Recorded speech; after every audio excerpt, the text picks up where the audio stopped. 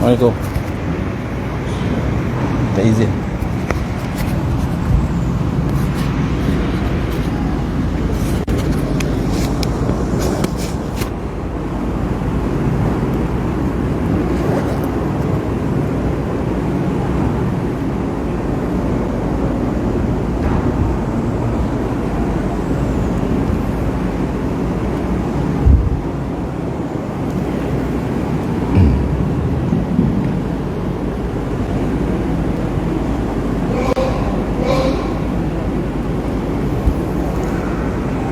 Assalamualaikum warahmatullahi wabarakatuh. Bismillahirrahmanirrahim. Alhamdulillahi rabbil alamin. Wassalatu wassalamu ala ashrafil anbiya'i wal mursalin wa ala alihi wa sahbihi ajma'in. Qalu subhanaka la ilma lana illa ma 'allamtana innaka antal alimul hakim. Rabbi shrah li sadri wa yassir li amri wahlul 'uqdatam min lisani yafqahu qawli. Allahumma rabbi yassir wa la tu'assir, rabbi tamin bil khair ya karim. Muslimin dan muslimat yang dirahmati Allah Subhanahu wa taala. Alhamdulillah, kita merafakkan syukur kepada Allah Subhanahu wa taala, kesyukuran yang tidak terhingga, dan kita melaksanakan ibadah ini adalah merupakan kesyukuran kita kepada Allah. Dan kita belajar ilmu untuk menambah baik amal ibadah kita, itu tanda kita bersyukur kepada Allah Subhanahu wa taala.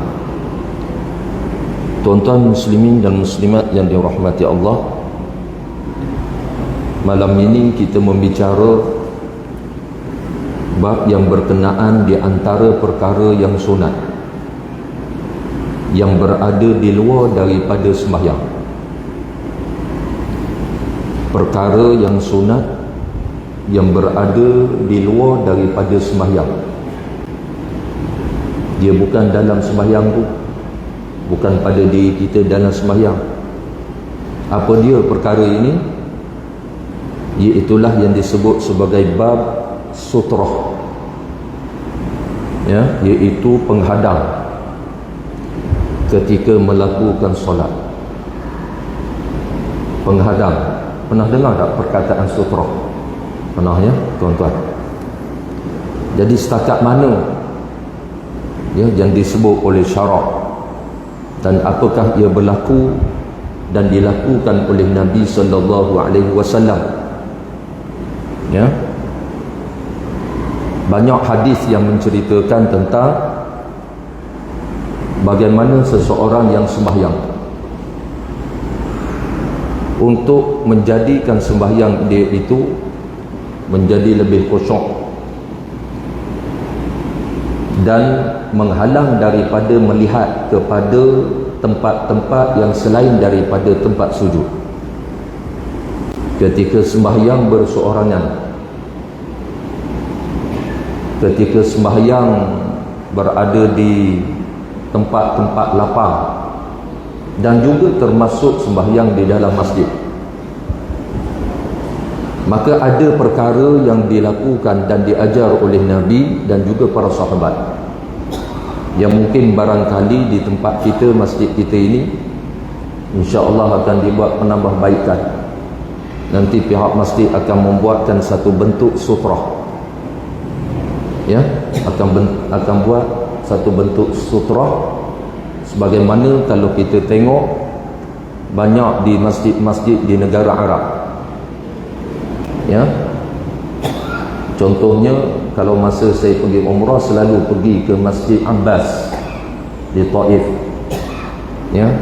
Ada di masjid itu sutrah, dan singgah di masjid-masjid lain dalam perjalanan nak daripada Madinah ke Mekah, Mekah ke Madinah. Bila singgah di masjid, ada ya suatu benda yang dinamakan sebagai sutrah, iaitu penghadang untuk orang yang sembahyang. Jadi tuan-tuan, Ya, insya-Allah. Kenapa dituntut untuk kita meletakkan sutrah itu? Ya, apabila kita melakukan solat, maka dia adalah untuk mendatangkan khusyuk, dan kita tidak akan melihat perkara-perkara yang selepas daripada sutrah itu. Rupanya ada hikmah dia. Ya, tuan-tuan sekalian. Baik. Dan sembahyang ini untuk menjadi lebih sempurna, Nabi SAW mengajarkan beberapa perkara. Ya, kalau sebelum daripada sembahyang, Nabi ajar kita bersugi ataupun membersihkan, ya, membersihkan mulut kita, supaya kita sembahyang dalam keadaan mulut yang tidak berbau. Ya, diganti kepada sugi, iaitulah kita memberus gigi. Itu sebelum daripada sembahyang. Dan juga perkara yang sebelum daripada sembahyang, iaitulah azan dan iqamah di antaranya. Maka ketika kita sembahyang, ada perkara sunat, ya, yang dianjurkan oleh Nabi SAW. Apabila kita hendak melakukan sembahyang, maka dianjurkan untuk meletakkan sesuatu. Ya, baik tuan-tuan sekalian. Sutrah ini dari sudut bahasa, ya, iaitu apa sahaja benda yang kita letak di hadapan yang menjadi penghalang. Menjadi penghalang. Jadi maknanya, kalau kita ibaratnya kita letak satu benda, ketika kita nak sembahyang, letak di depan. Ya, letak di depan. Jangan ada orang lalu melintasi di antara benda dengan kita. Kalau kita, contoh, kita tengok ada orang sembahyang, dia meletakkan kursi di hadapan. Contoh, dia meletakkan rehal, ya, rehal. Ni ada setengah tu, dia ambil rehal, dia letak. Ya, letak di hadapan nak sembahyang. Tuan-tuan, maka ia merupakan sutrah. Dan perbuatan yang dibuat itu adalah sunat. Ya, sunat dan dapat pahala, kerana mengikuti perbuatan yang dilakukan oleh Nabi SAW. Tuan-tuan, ya, insya-Allah kita cuba, ya, kita cuba lihat dengan lebih teliti, ya, apa sebenarnya yang Nabi suruh kita buat dan kenapa, dan apa hukumnya sekiranya seseorang yang lalu melintasi di hadapan orang yang sedang sembahyang, dan bagaimana keadaan para jemaah haji, para jemaah umrah yang sedang melakukan tawaf. Setelah daripada selesai tawaf, dia disunatkan untuk melakukan sembahyang sunat tawaf. Di mana kita nak mencari sutrah? Ya, maka para ulama mengatakan bahawa, ya, di Masjid Haram, ya, ketika setelah selesai melakukan tawaf, ya, maka kita boleh hendaklah melakukan sembahyang sunat tawaf itu dalam keadaan, ya, dalam keadaan, walaupun dalam keadaan pada waktu itu orang yang sedang berlalu lalang. Ya, di Masjid Haram itu dikecualikan daripada tempat-tempat yang lain. Dikecualikan. Maknanya, apakah hukumnya haram kita melintasi orang yang sedang sembahyang sunat di kawasan Kaabah? Ya, di kawasan Kaabah. Sedangkan orang sembahyang sunat waktu itu, dalam-dalam dia sembahyang sunat, ada orang melintah. Dan kadang-kadang bukan sekadar melintah, langgar pun ada orang sedang sembahyang, sehinggalah takbir balik semula. Kadang-kadang orang tak perasan, sebab ada orang yang berdiri, ya, setengah dia orang berdiri di hadapan Kaabah, dia sembahyang, dan ada sebahagian berdiri, dia berdoa. Ya, pada waktu itu manusia dalam keadaan kelam kabut waktu itu, dan tak pernah dalam keadaan sunyi kecuali musim Covid. Ya, 24 jam sibuk dia orang. Tak tambah sekali di kawasan yang disebut sebagai Makam Ibrahim. Baik, kat situlah orang berebut-rebut nak sembahyang sunat. Maka bila kita sembahyang di hadapan Kaabah itu, adakah kita dituntut untuk meletakkan sutrah? Ya, tuan-tuan sekalian, maka hukumnya, ya, hukumnya adalah dikecualikan kerana keadaan yang tidak mengizinkan. Dia tidak sebagaimana di masjid kita ataupun Masjid Nabawi dan sebagainya. Keadaan sos sembahyang itu daripada hujung sana ke hujung sana, walaupun panjang, dia tetap je satu baris yang sama. Ya, tetapi satu-satunya di masjid atas dunia ini yang sahnya menjadi bulat, iaitulah Masjidil Haram. Ya, sahnya bulat, iaitu semua orang yang sembahyang itu keliling, ya, keliling Kaabah, menghadap Kaabah. Tuan-tuan sekalian, baik, sutrah ini sesuatu yang tertegak di hadapan orang yang sedang solat. Ya, diletakkan sesuatu, ya, oleh orang yang mengerjakan solat di hadapannya agar menghalang seseorang dari melintasi di hadapannya. Tuan-tuan sekalian, ini hukum dia. Tuan-tuan ingat, ini hukum dia. Ya, dia ada beberapa perkara bila kita solat di padang, di tanah lapang, dan ada kita solat di dalam masjid. Ya, solat di dalam masjid. Maka ulama mengatakan bahawa kita solat di dalam masjid, di mana sutrah kita. Kalau kita sembahyang berjemaah, ya, sembahyang berjemaah, ya, maka makmum, sutrah makmum itu penghadang dia adalah imam. Penghadang dia adalah imam. Ya, jadi tuan-tuan tak perlu letak. Ya, tidak perlu letak. Maknanya bila sembahyang jemaah, sutrah dia bagi makmum, semua makmum ini adalah imam. Tu penghadang dia.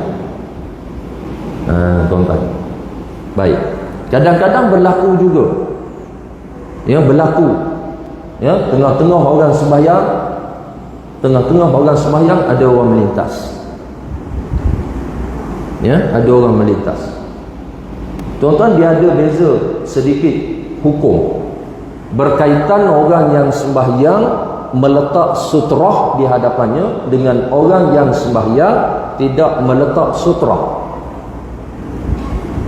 Ya, macam contoh kalau kita sembahyang ni di masjid kita ni, tapak, garisan tapak kaki itu merupakan sutrah. Garisan tapak kaki. Jadi kalau kita duduk atas tapak kaki, garisan kapet tapak kaki yang di hadapan itu adalah sutrah. Ya, itu adalah sutrah. Maka sekiranya sesiapa yang melalui di hadapan orang yang sembahyang, ya, kawasan di antara orang yang solat dengan garisan tapak kaki, ya, di hadapan, kalau dia lalu di dalam kawasan itu, maka hukum dia haram. Ya, hukum dia haram. Mazhab Hanafi dan juga mazhab Maliki mengatakan hukum dia haram melalui di hadapan orang yang sedang solat, ya, hukum dia haram sama ada sembahyang itu adalah sembahyang fardu ataupun sembahyang sunat. Tuan-tuan, sebab itu kalau di Arab, tuan-tuan, saya perasan kalau kita singgah sembahyang ni, solat jemaah telah selesai, kita pun sembahyang 3-4 orang dengan rakan-rakan kita, misal kata, tanpa kita meletak sutrah, ya, orang Arab ni dia ambil sutrah itu, ya, dia dalam bentuk ada satu kayu, ya, kayu yang dia letak itu, papan kayu itu dengan tapak dia jadi berdiri tegak. Sebab asal sutrah itu dia bukan meletak begini, tetapi iaitu pacak pada tanah, berdiri. Ya, satu benda yang dia letak di hadapan sembahyang dalam keadaan berdiri. Ya, jadi kalau di negeri Arab, masjid-masjid yang buat sutrah, tuan-tuan, saya tengok kalau tuan-tuan perasan juga di masjid dia ada dibuat daripada kayu, ya, tapak dia itu papan, kemudian dia ada satu keping papan kayu, Ya, yang berdiri di atas tapak tu ada lebih kurang sekitar tinggi begini.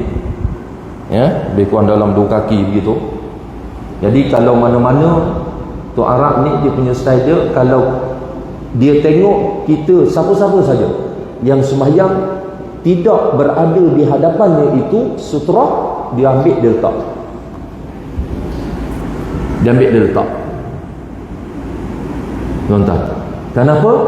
Nak mengelak daripada orang melintas di hadapan orang yang sembahyang yang hukum dia haram, berdosa. Ya, riwayat daripada Abu Sa'id Al-Khudri radhiyallahu taala anhu, Nabi sallallahu alaihi wasallam bersabda, "Idza shalla ahadukum falyusalli ila sutrah wal yadnu minha wa la yada' ahadan yamurru baina yadayhi fa in jaa ahadun yamurru falyuqatilhu fa innahu syaitan."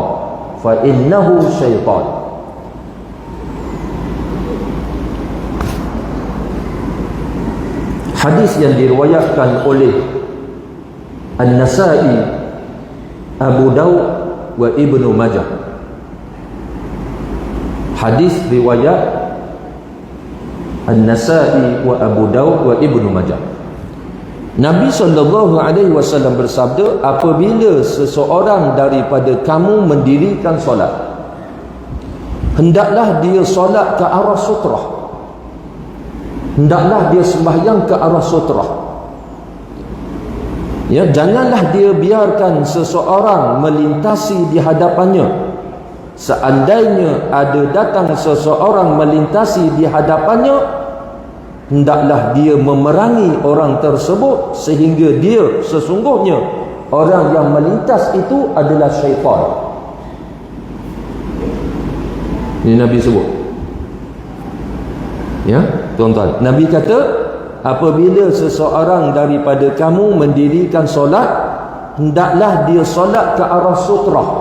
Sama ada dia ambil sutrah yang tidak ada, yang dia nak solat itu tidak ada penghadang di hadapannya, ataupun sutrah yang sedia ada. Apa dia sutrah yang sedia ada?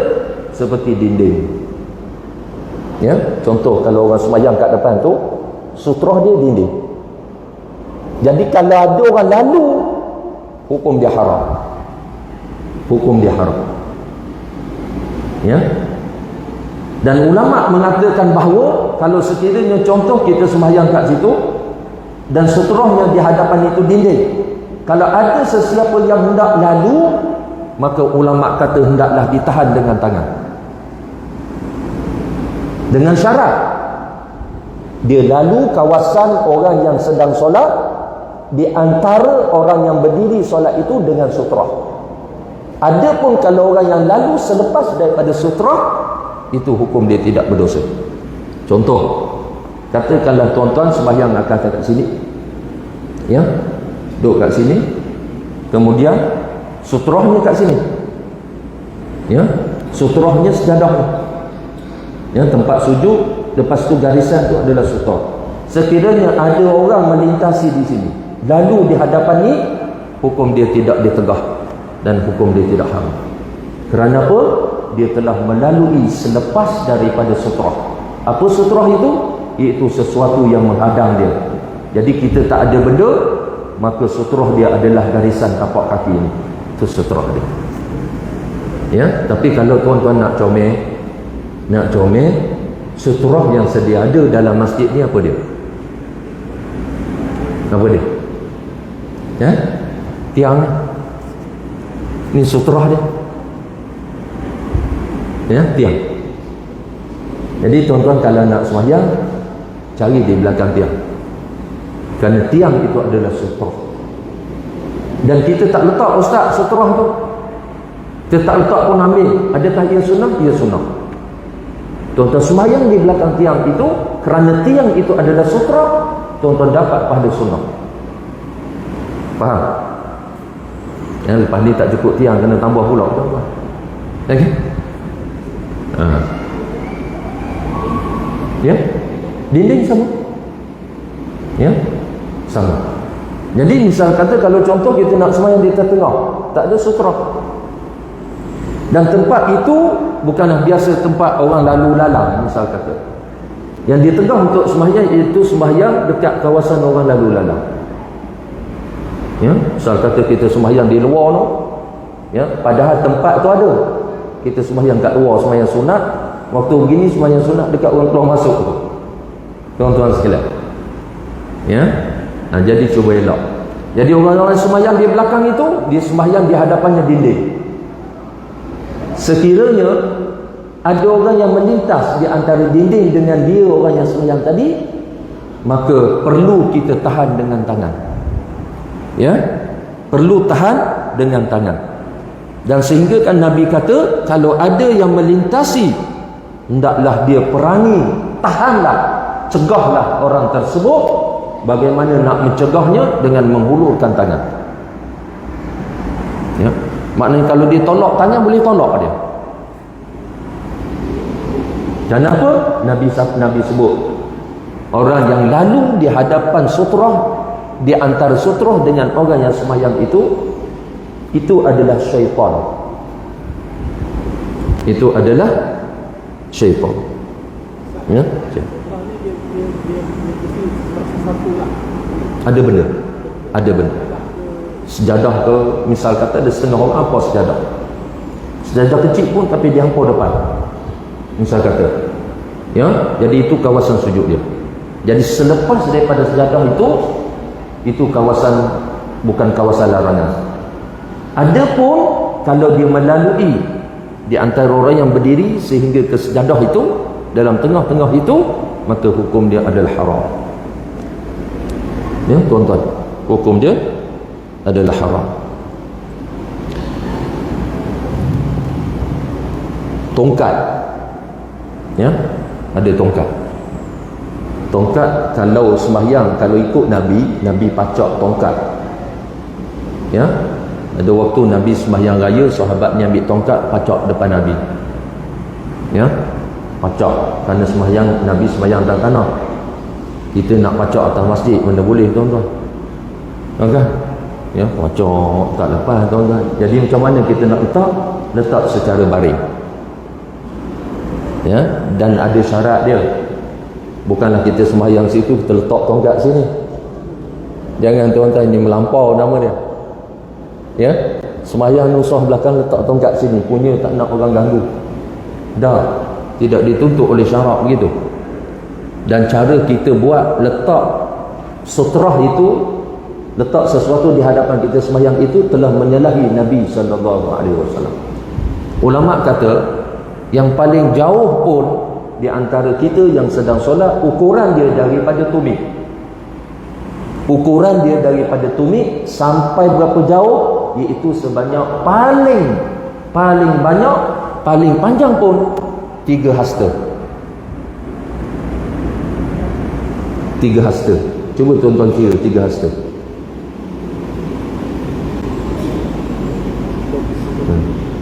Cuba merangkak sekejap, tuan-tuan. 3 hasta.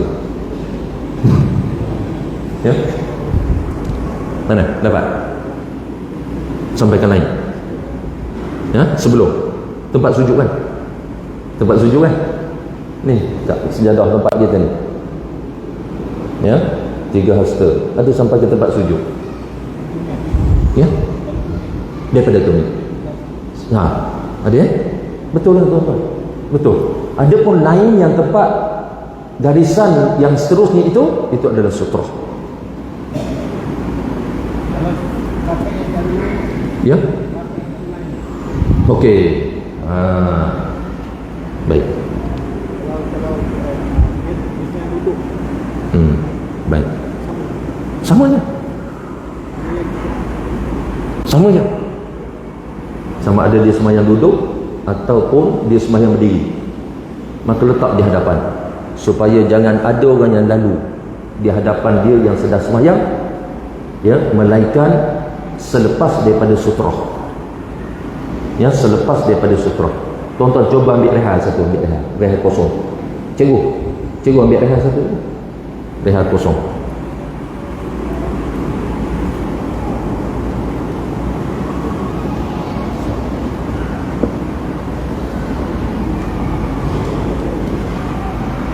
Okey, cikgu letak. Cikgu letak. Cikgu nak sembahyang, cikgu letak kat mana? Okey. Ya. Tuan-tuan. Dan situ. Jadi kalau misal kata contoh cikgu ni tengah sembahyang, saya lalu depan ni. Boleh tak boleh? Boleh. Ya? Boleh. Kalau saya lalu ikut sini, ya, saya lalu sini. Kan? Cikgu cuba tahan. Cuba tahan. Saya nak lalu, tahan. Saya tolak aja. Oh, tolak balik. Tuan-tuan sekalian. Kan? Itu dia.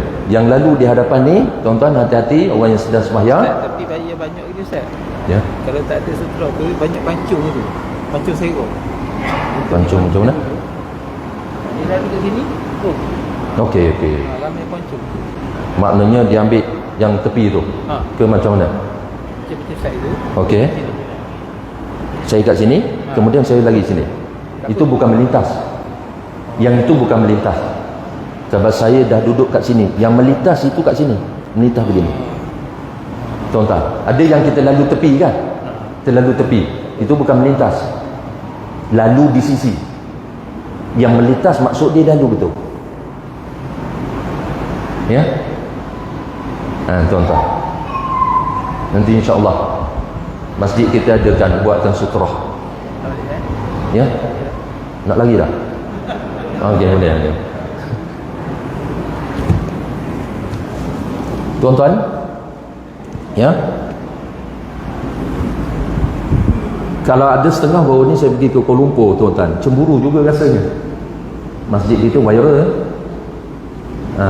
tapi ialah untuk penambahbaikan. Saya tengok ada satu masjid tu dia tulis kat situ sutrah, Masya Allah.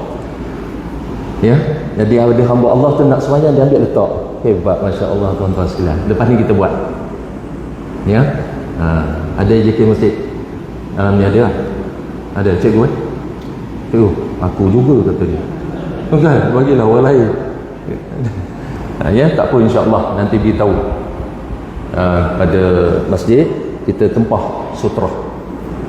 Ya, buatlah lebih kurang dalam 5 buah ke dulu. Ya, kita letak.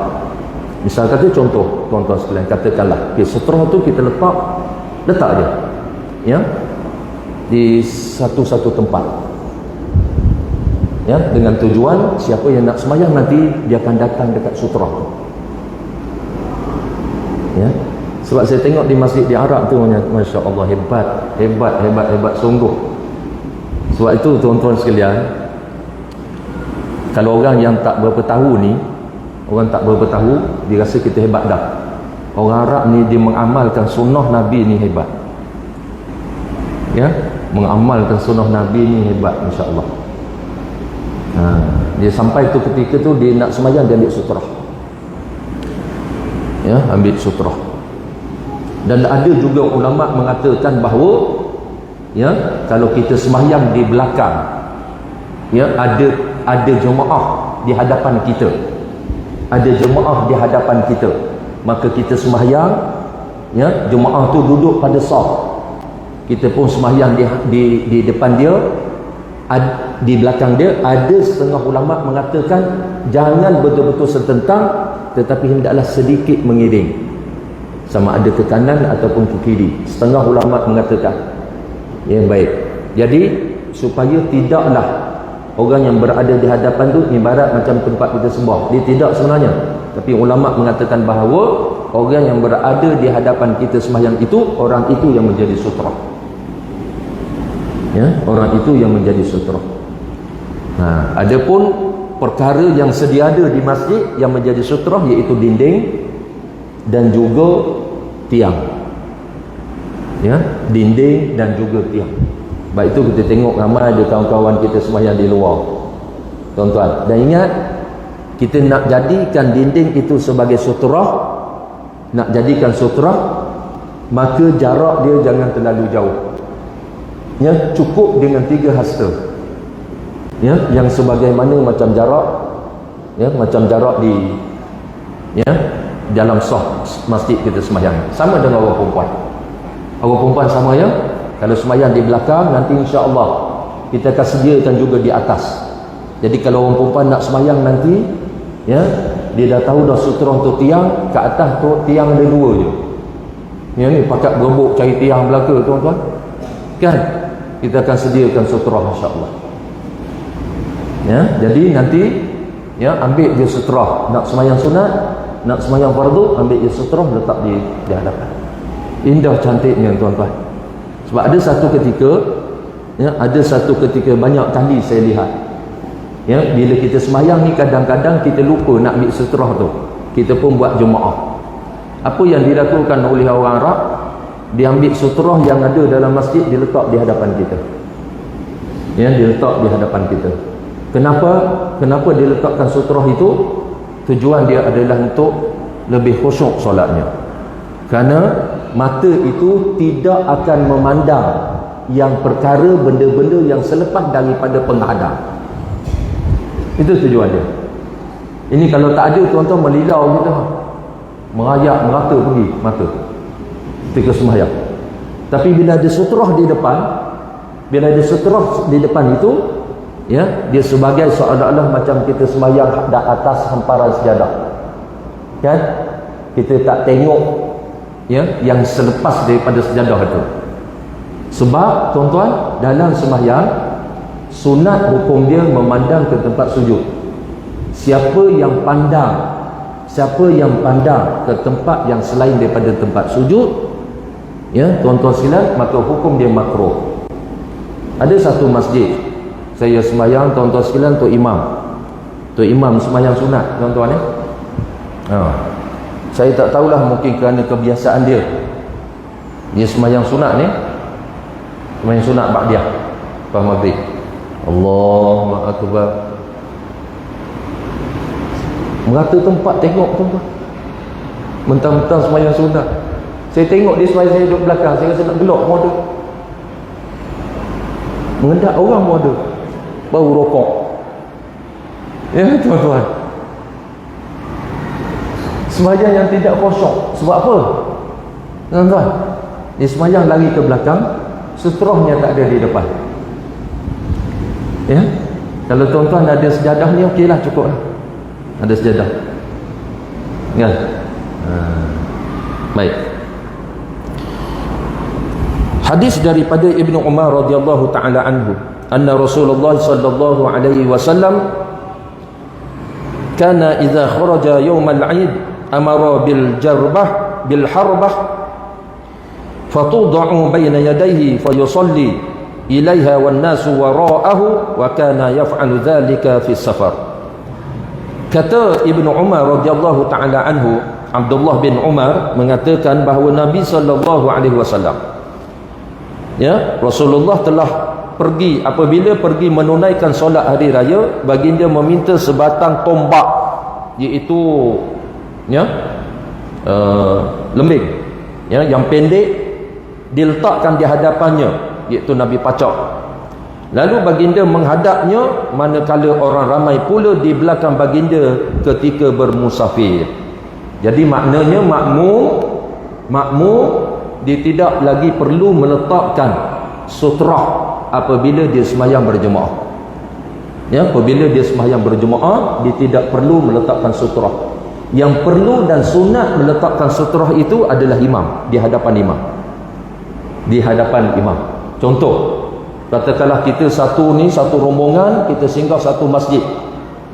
Ya, singgah satu masjid, kita nak sembahyang, maka kita ambillah sutrah yang mana ada, misal kata rehal ataupun kursi, ya, sebelum kita sembahyang ambil dulu letak di hadapan kita, dan jaraknya lebih kurang 3 hasta, ya, sebagai sutrah. Ya, siapa yang buat itu dapat pahala sunat. Ya, dapat pahala sunat. Dan siapa yang sembahyang di belakang tiang pun, dan tiang itu dia menjadikan sutrah, dapat pahala sunat. Ya, siapa yang sembahyang menjadikan dinding itu sebagai sutrah, dapat pahala sunat. Dan orang lain tak dapat pahala sunat, dapat dia menjadikan garisan itu sebagai sutrah. Cuma dibimbangi. Orang-orang kita ni kadang tak berapa nak faham. Ya, tak berapa nak faham, maka dia ikut suka dia lalu. Ya, maka ulama kata sesiapa yang solat Sesiapa yang solat yang tidak meletakkan sutrah, sekiranya ada yang lalu di hadapan solatnya, di hadapan dia sedang solat, maka dia telah melakukan kesilapan. Orang yang solat tadi melakukan kesilapan kerana tidak meletakkan sutrah, iaitu penghadang, ya, penghadang kawasan larangan ketika dia solat. Ya, baik. Cara yang paling afdal meletakkan sutrah, ya, yang berhampiran dengan tempat sujud, berhampiran dengan, ya, tempat sujud.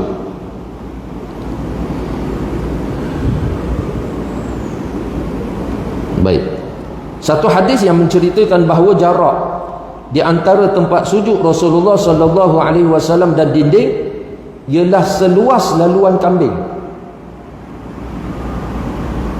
Maknanya tempat berdiri dengan tempat sujud Nabi, ya, hanya sekadar seluas seekor kambing lalu. Kita seluas bapak gajah. Gajah lalu tuan-tuan, jauhnya letak sutrah. Ya, ini sunnah dia. Ya. Tetapi hukum dia tuan-tuan sekalian, hukum dia jumhur ulama mengatakan ia adalah sunat, dia bukan wajib. Tetapi sesiapa yang melalui di kawasan orang yang sedang sembahyang dengan sengaja dia lalu melintasi di antara ruang sutrah dengan orang yang berdiri, dia lalu dengan sengaja, hukum dia orang yang lalu itu berdosa. Ya, orang yang lalu itu berdosa. Soalan, ada orang bertanya, Ustaz, bagaimana ketika sembahyang berjemaah? Saf yang ketiga dia ada 10 saf. Ya, kalau contoh masjid kita sampai ke belakang, tiba-tiba ada yang saf ketiga, ada seorang yang terbatal wuduk.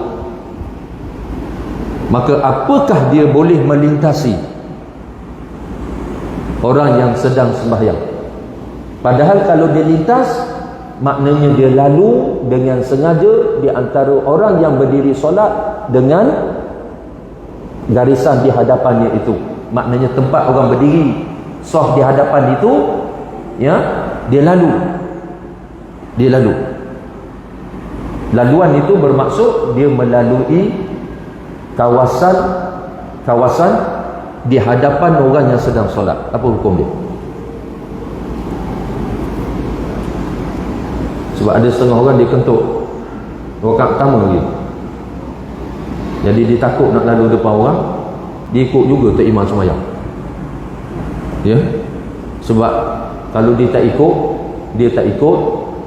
dia lalu begitu, kalau dia tak ikut, orang tahu dia batal wuduk.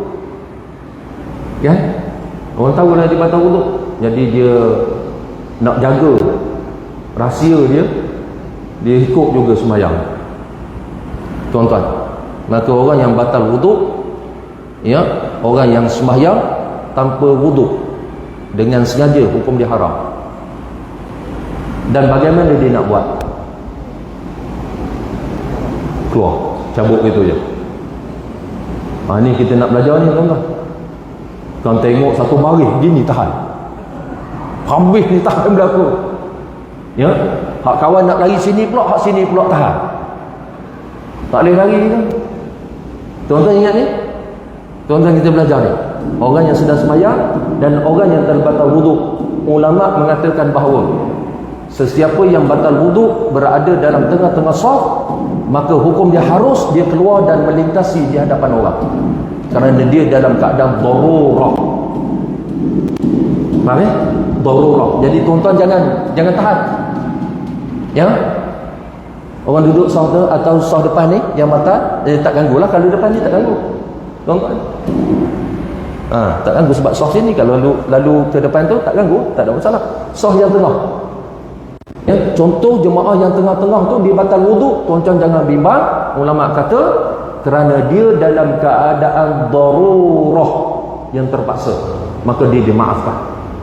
Jatuh tak hukum haram, maka hukum dia tidak haram. Kata ulama, maka dia lalu keluar terus tanpa meletakkan sesuatu. Tanpa meletakkan sesuatu. Kan ada kita kan lalu campak sikit, lalu pula campak sikit, kan? Baru nak sampai situ mak merokok, habis jam itu tuan-tuan. Betul kan? Tak perlu pun. Kenapa? Kerana dia dalam kategori bukan sengaja dan terpaksa. Dipanggil terpaksa keluar, tuan-tuan. Okey, masuk isyak dah. Okey, masjid dekat tak ada pintu. Tuan-tuan, pintu tak ada. Yang biasa boleh keluar, rupanya tok siok kunci. Boleh tak keluar pun, tuan-tuan sekalian. Kunci tak boleh keluar. Habis buka ni tak boleh. Dah sampai dah depan orang tu, kalau lambat rokok dia. Maka macam mana keadaan dia? Boleh tak kalau kita kuat sikit orang itu? Boleh hukum dia. Ya, tapi atas orang lah, kalau dia tak bagi laluan, kerat, tuan-tuan, tak keluar lah, kita duduk kat situ. Ya, jadi insya-Allah nanti kita sambung balik. Ya, minggu depan tak ada lagi, ni ada sikit lagi. Insya-Allah tuan-tuan sekalian faham ya. Jadi nanti cuba berebutlah ambil kat tiang tu untuk sebagai seterah. Ya, wallahu a'lam. Assalamualaikum warahmatullahi wabarakatuh.